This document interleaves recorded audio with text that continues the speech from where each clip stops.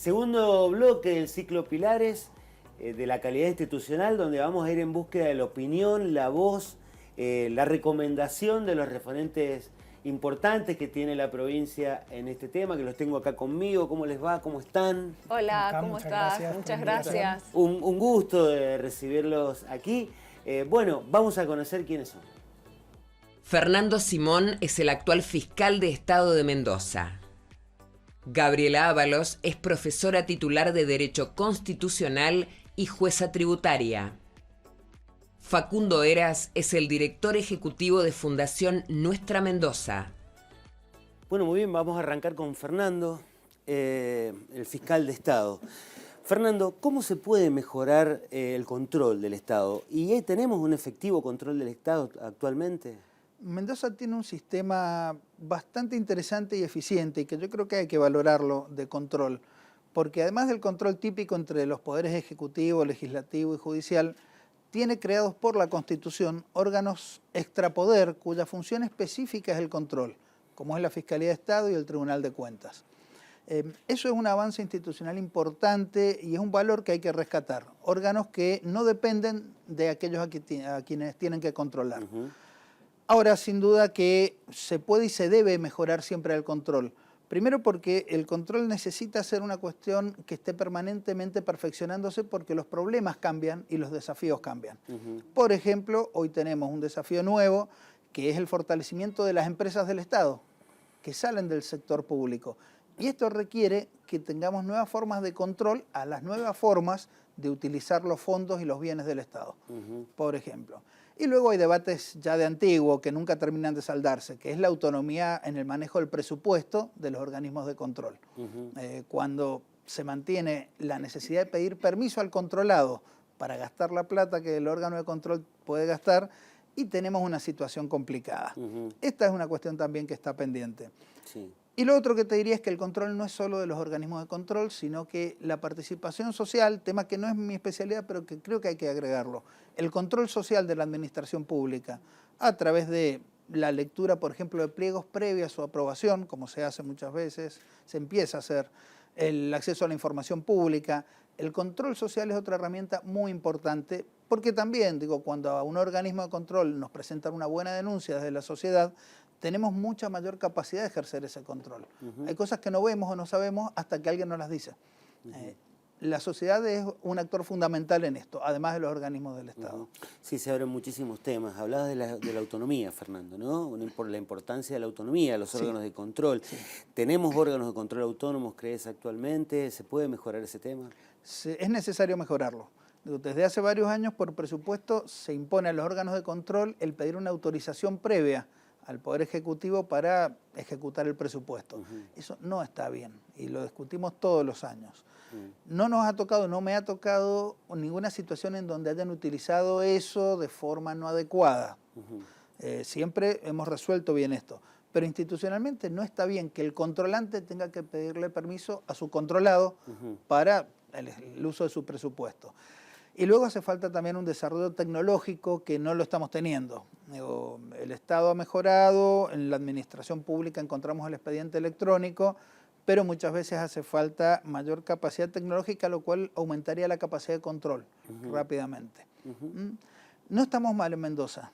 ¿Podemos estar mejor? Sí, y hay esfuerzos que hacer en este aspecto. Además, hay que pensar que siempre estamos a 2 pasos de que la calidad institucional se deteriore. Esto es una posibilidad que siempre está ahí y que todos los días hay que trabajar para que eso no pase y al contrario para que mejore la calidad. Creo que el riesgo de estar orgullosos de nuestra calidad institucional es quedarnos cómodos con eso. Y no está bien, no es bueno. ¿Lo decís en general o hay un riesgo en particular para la calidad institucional, según vos? Yo veo 2 riesgos o 3 a la calidad institucional. Uno es que cada vez en Mendoza se está perdiendo más el valor de los consensos. Cada vez cuesta más encontrar posiciones, digamos, donde los partidos salgan de su interés electoral y puedan ponerse de acuerdo.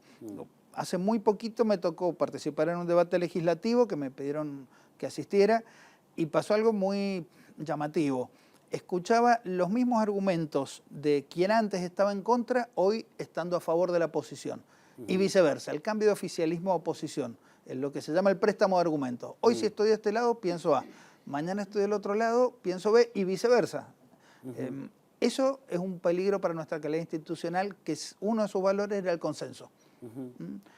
Se piensa distinto siendo gobierno y se piensa distinto siendo oposición. Sí, eso es lo que ves. Préstamo de argumentos, digo, y fue algo bastante evidente en el caso.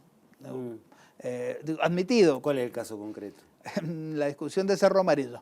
Quien lo defendía hoy lo ataca y quien lo atacaba hoy lo defiende, con los mismos argumentos además, prácticamente la misma argumentación, pero cambiado de roles. La incapacidad de construir consensos es un peligro a nuestra calidad institucional. La alternancia, el hecho de que la posibilidad de que se alternan los partidos políticos en el gobierno empiece a debilitarse, genera un sistema electoral menos competitivo. Y la verdad es que el peligro de perder el gobierno y la posibilidad de ganarlo aumentan que quien está ejecutando se cuide de hacerlo cada vez mejor y quien está enfrente sea más responsable porque puede llegar a gobernar. Aquí veo otro riesgo para nuestra institucionalidad también.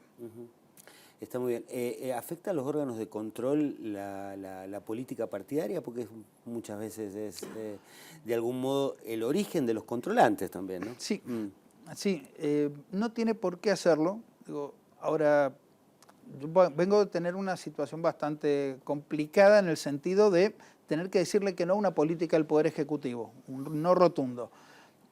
Y se genera una situación de tensión, pero la tensión entre los órganos de control y los controlados está bien. Es una sana tensión institucional. Aquel que ejecuta en la gestión a veces tiene que aceptar un no. Y el quien controla tiene que tener la capacidad y la fortaleza de decir un no o de decir un sí, aunque haya un montón de personas que estén en contra de eso. Digo, esta tensión es parte de lo bueno de nuestra institucionalidad. Tal cual. Muy interesante. Bueno, Gabriela, pasamos a otro ámbito, otro aspecto de la calidad institucional. Muy relacionado. Todo se relaciona entre sí y ustedes pueden obviamente compartir las ideas que quieran.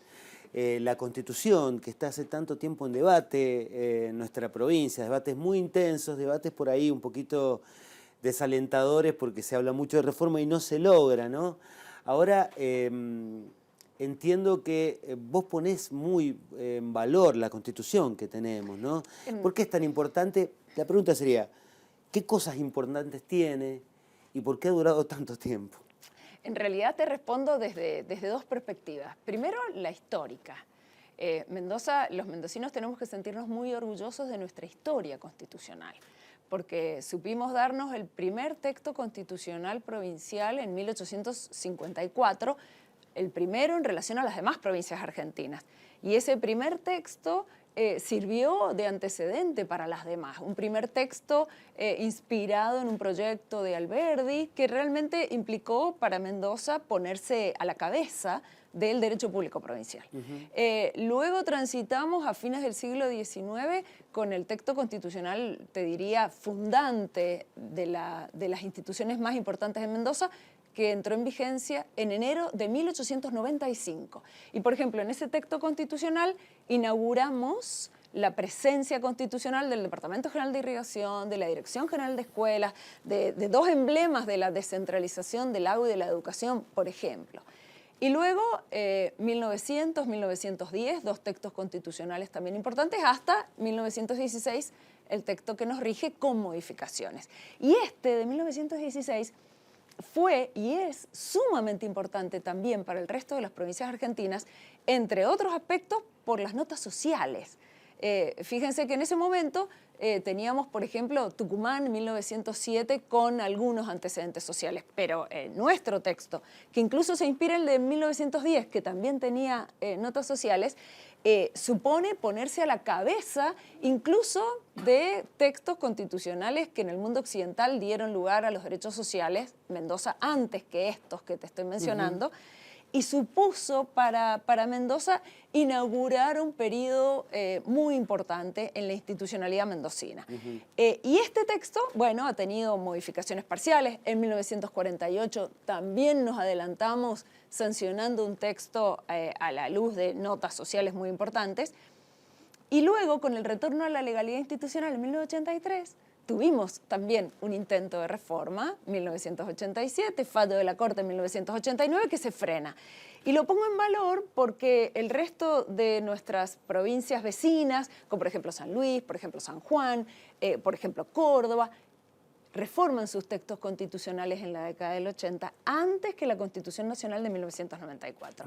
Y Mendoza hubiese caminado en ese sentido, pero tenemos una interpretación jurisprudencial que lo detuvo. ¿Y eso en términos de calidad institucional qué significará? ¿Nos pone mejor? ¿Nos pone peor respecto a las otras provincias que reformaron? ¿Cuál es tu mirada? Excelente tu pregunta, y seguramente aquí en el auditorio tendría ya distintas respuestas. Sí, y claro, te voy a dar por supuesto que las pueden dar también, pero claro, ¿no? digo, Fernando, Facundo, que ya le vamos a dar función también. de lo opinable que es Sí. la respuesta.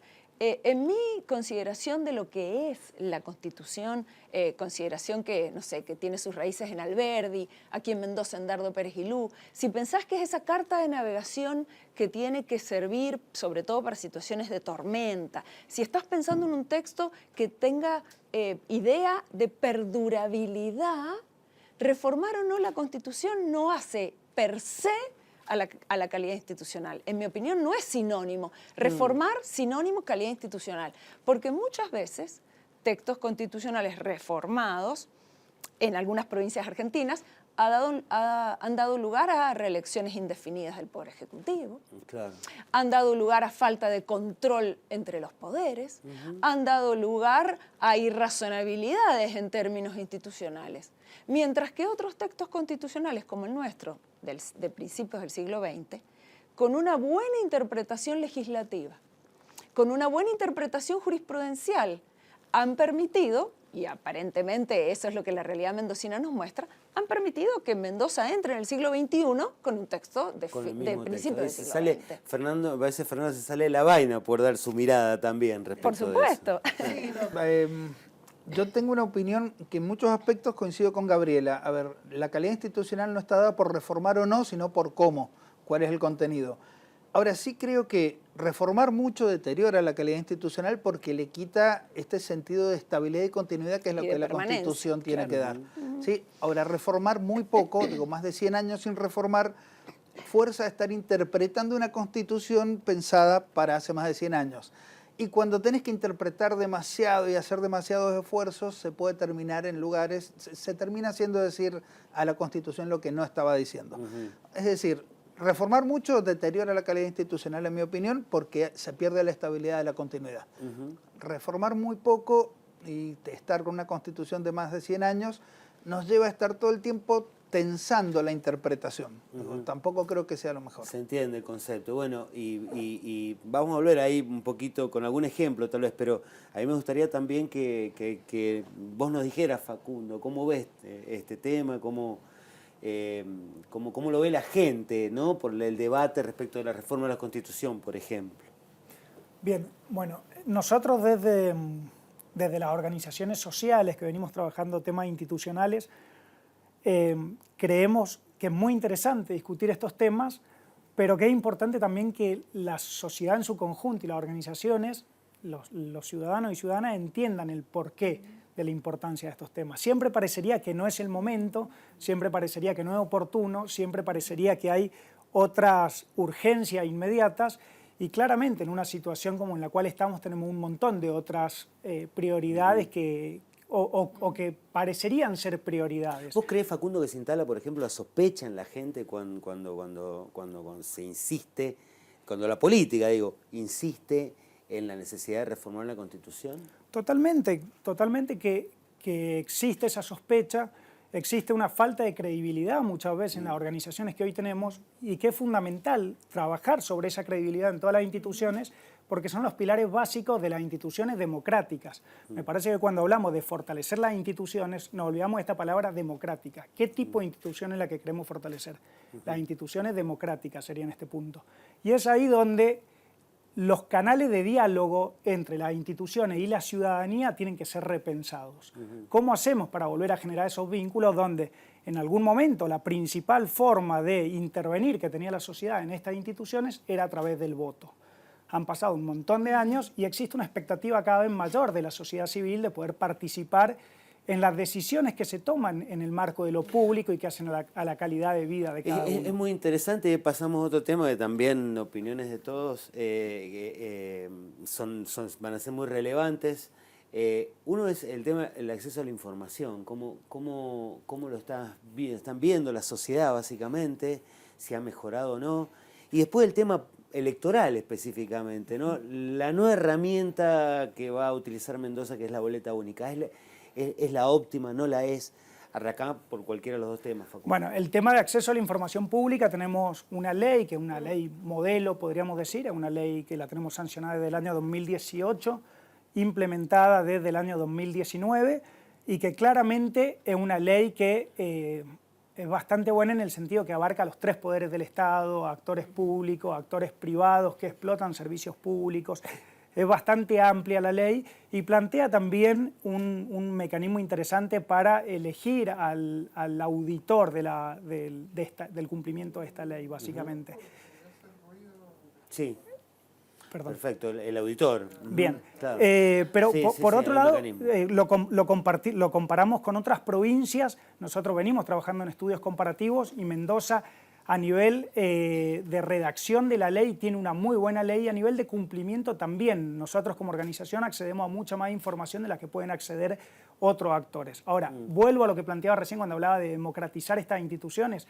¿Cómo hacemos para que no sea nuestra Mendoza o algunos actores que puedan hacer uso de esa herramienta y acceder, sino que realmente sea un derecho que puedan ejercerlo todos los ciudadanos? Y cuando hablo de que puedan ejercerlo no quiere decir simplemente con que todos tengan la posibilidad, porque hoy sí hay un enlace, un botón donde pueden entrar y hacer el pedido, pero ¿cómo hacemos para que todos los ciudadanos y ciudadanas entiendan, comprendan cuál es ese derecho, cómo pueden ejercerlo, en qué situaciones, cómo actuar frente a la falta de respuesta? Y ahí es donde me parece que nos está quedando un gran desafío a trabajar. Hoy tenemos una ley donde han adherido, además de todos los obligados por la ley en sí, han adherido todos los municipios de Mendoza, excepto La Valle, pero que tiene una normativa propia que lo aplica. Pero me parece que falta ese trabajo de decir cómo bajamos estas leyes, que están muy buenas desde la redacción, pero cómo las traducimos en derechos concretos para una mayor cantidad de ciudadanos y ciudadanas. ¿Eso con qué tendrá que ver? Y Sí, le Gabriel. respondo a Sí, Facundo. dale. Fundamental la educación.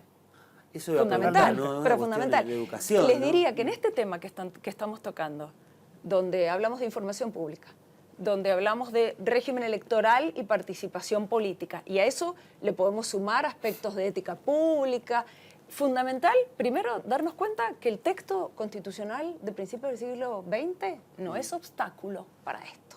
Con buena técnica legislativa, con buena legislación, con una reforma electoral de fondo, con una configuración de temas electorales de partidos políticos sobre la base de los consensos a los cuales hay que rever en la legislatura, para que no siga ocurriendo, como dice Fernando, esto de que oposición y oficialismo, cuando cambian de lugar, se comparten los argumentos, con buenas técnicas legislativas, pero sobre la base de la educación cívica. Yo creo que el tema de la participación parte de la educación. ¿Y dónde estará la falencia? ¿Por qué no la tenemos? ¿Por qué no está esa educación cívica, ¿no? Para el ejercicio, por ejemplo, del acceso a la información? Creo que en el panel que ya tuvimos y que vimos de los temas de educación surgió también, y creo que deberíamos hacer hincapié. Si tuviésemos planes en los colegios primarios, secundarios y por supuesto en la universidad, en mi materia de Derecho Constitucional me ocupo de eso, de lo que implica la educación cívica, de forma tal que desde la educación en el jardín de infantes, el contenido de participar y que la toma de decisiones aún en esos ámbitos educativos merece que cada uno de nosotros se comprometa. Si lográsemos de alguna manera... Es como una concientización, ¿no? Por supuesto. Desde una edad temprana. Pero por para supuesto. participar. Sí, comparto lo que dicen totalmente, que los ciudadanos se atribuyan y se apropien de todas las herramientas que hay para ejercer el civismo. Ya la democracia no es representativa nada más. Votar cada 2 años no significa que ahí se acabó la participación, todo lo contrario.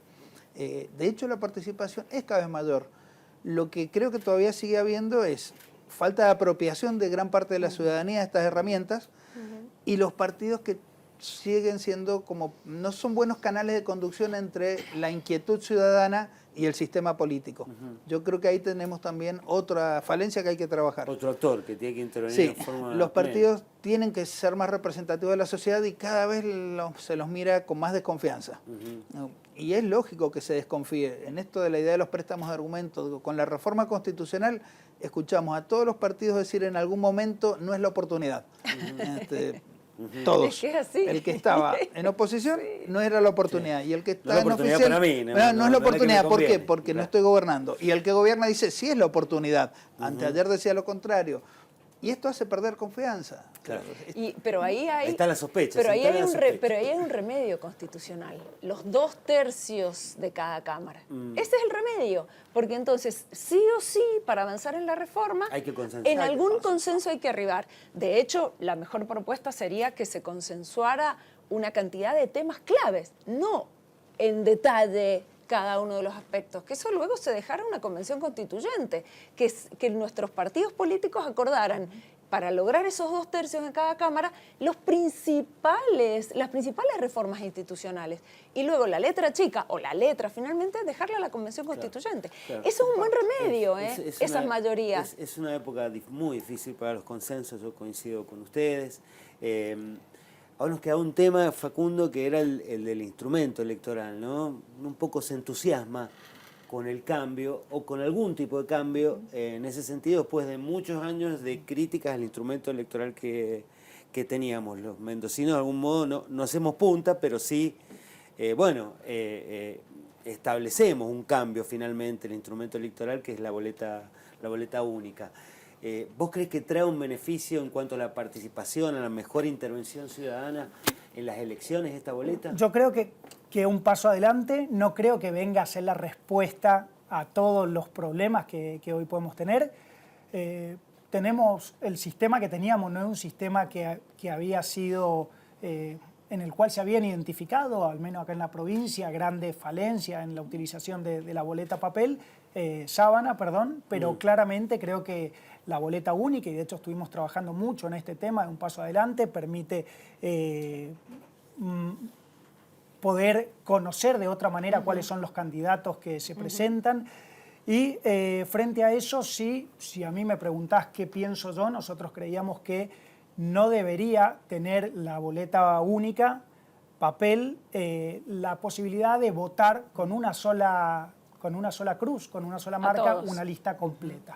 ¿Por qué planteaba esto? Porque yo decía, tiene que ser yo y las personas con las cuales veníamos trabajando estas temáticas, muchos profesionales que nos estuvieron asesorando al respecto y conociendo experiencias Santa Fe, Córdoba, por ejemplo, que se venían implementando, el tema de que tiene que ser exactamente el mismo trabajo, el mismo esfuerzo, votar por una lista completa que votar candidatos de diferentes listas. Entonces no es lo mismo marcar con una cruz toda la lista que si quiero votar candidatos de diferentes espacios donde tendría que ir marcando una, dos, tres cruces. Claro. Parecería algo totalmente secundario, pero implica un esfuerzo mayor. Por lo tanto, teníamos la oportunidad de generar otro tipo de boletas.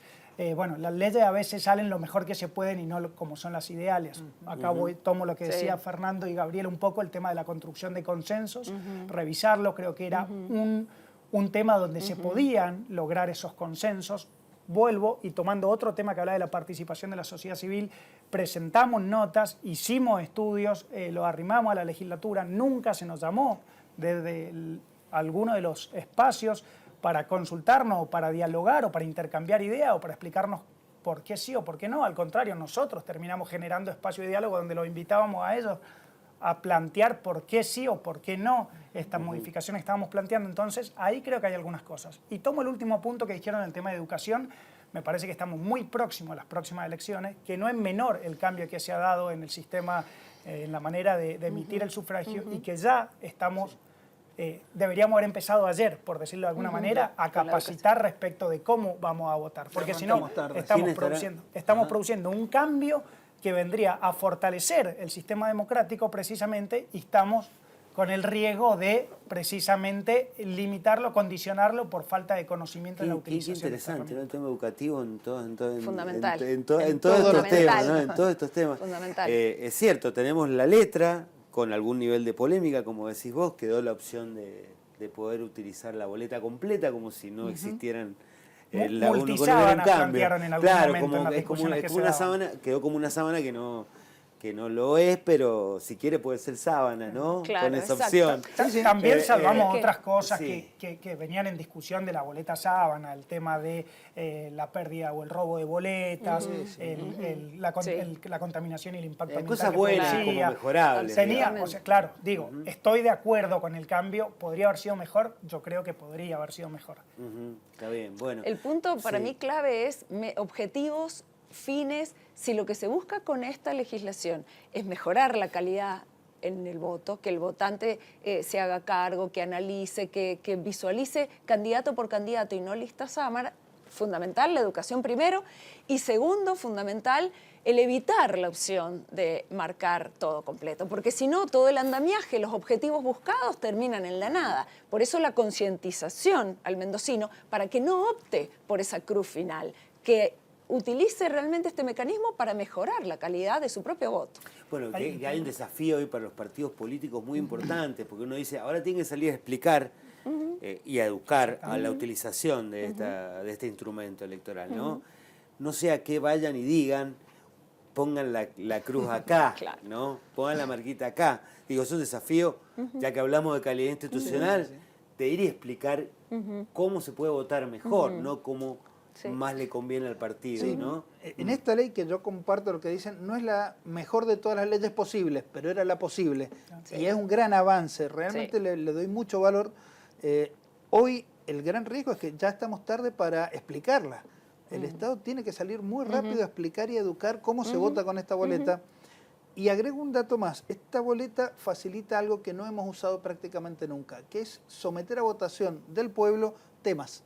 O sea, el plebiscito sobre temas que sean controvertidos, porque esto, la democracia ya no es solo votar a quien va a ejercer el gobierno y a los 2 años te veo. La verdad es que hoy la democracia es mucho más participativa y hay temas que le interesan a la sociedad y ha demostrado que dice, aunque voté a alguien en este tema, yo quiero dar mi opinión. Usar el plebiscito más. Esta herramienta la hemos usado muy poco en Argentina y en Mendoza. Y esta boleta, la verdad es que facilita mucho esto. Es agregar una casillita abajo con un sí o con un no. No hay que hacer otra campaña ni otras boletas. Creo que esto también es algo que va a enriquecer nuestra calidad institucional y esta ley lo ha facilitado un poco. Lo otro es voluntad política.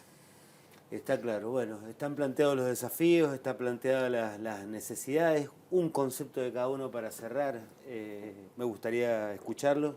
Tema libre de Facundo. Bueno, creo fundamental trabajar en la mejora y en el fortalecimiento de los espacios de participación ciudadana. Creo que si no se termina sobrecargando de responsabilidad al voto y muchas veces se termina generando un desencanto con el voto, el cual precisamente pone en riesgo la democracia representativa que tenemos. Entonces creo que hay que trabajar en generar nuevos institutos de participación ciudadana, como por ejemplo la iniciativa popular o algunas otras acciones que se podrían implementar, habría que verlo. Y trabajar en la mejora de la calidad que tienen aquellos espacios de participación que hoy se implementan. Digo esto, que no sean participación como fachada simplemente, sino que realmente sean espacios donde se pueda discutir el status quo, donde se pueda dar voz a la pluralidad de actores que conforman la sociedad y que no terminen siendo espacios que se presentan como espacios de participación, pero terminan siendo espacios de lobby, donde solo terminan participando algunos actores que terminan tomando las decisiones. Gabriela, tu apreciación final. Creo que en la calidad institucional mendocina, más allá de preocuparnos por la reforma constitucional, deberíamos apuntar primero al fortalecimiento de nuestro poder legislativo, al fortalecimiento en términos de construcción de consensos, que les muestre a los mendocinos que con esos consensos, desde las normas legislativas tan buenas que hemos mencionado en este momento, finalmente arribemos a una reforma constitucional, que no lo pongamos como el primer elemento, sino que el primero, fortalecimiento del poder legislativo. Junto con ello, fortalecimiento de la división y del control de los poderes. Y ahí entra el Poder Judicial al cual pertenezco, que tiene un rol fundamental en lo que tiene que ver con la garantía de los derechos, con la efectividad de los mismos y con el control de los poderes. Y por último, el fortalecimiento de nuestros órganos extrapoderes, desde, por supuesto, Fiscalía de Estado, el Departamento General de Irrigación, la Dirección General de Escuelas, Tribunal de Cuentas. Creo que en el equilibrio de los poderes, junto con la responsabilidad fiscal, junto con el equilibrio fiscal, finalmente tendremos más derechos y derechos garantizados. Y con todo este conjunto, algún día arribaremos a una reforma constitucional acorde. Correcto, entendido. Y Fernando, tus últimas palabras. Yo, mira, creo que Mendoza tiene una buena calidad institucional comparativamente con el Estado nacional en el que vivimos y las otras provincias. Pero creo que uno de los riesgos es estar demasiado orgullosos a veces de eso, porque siempre estamos, como digo, a 2 pasos de que esto se deteriore. Creo que tenemos cuentas pendientes de calidad institucional. Creo que la construcción, el fortalecimiento de los consensos es algo que nuestra Constitución siempre ha impulsado en los temas claves. En las tomas de deuda y en la reforma de la Constitución pide 2/3. Es decir, aquello que afecte más de una gestión requiere consenso, nadie lo puede hacer por sí solo. Recuperar esto, respetar la división de poderes y la limitación, y los mendocinos estar orgullosos de nuestra calidad, pero saber que siempre está en riesgo y siempre hay que estar cuidándola y mejorándola. Expectantes y alertas, ¿no? Sí. Bueno, yo les agradezco a los tres, ha sido un A diálogo vos. hermoso, Muchas se gracias. abre a Muchas muchos Muy más lindo debate. temas, Muchas gracias. temas que tienen que ver también con la justicia, así que bueno, queda el compromiso hecho para un próximo encuentro. Por entonces, supuesto. ¿eh? Muchas Un gran gracias. gracias. Muchas Muchas gracias. gracias.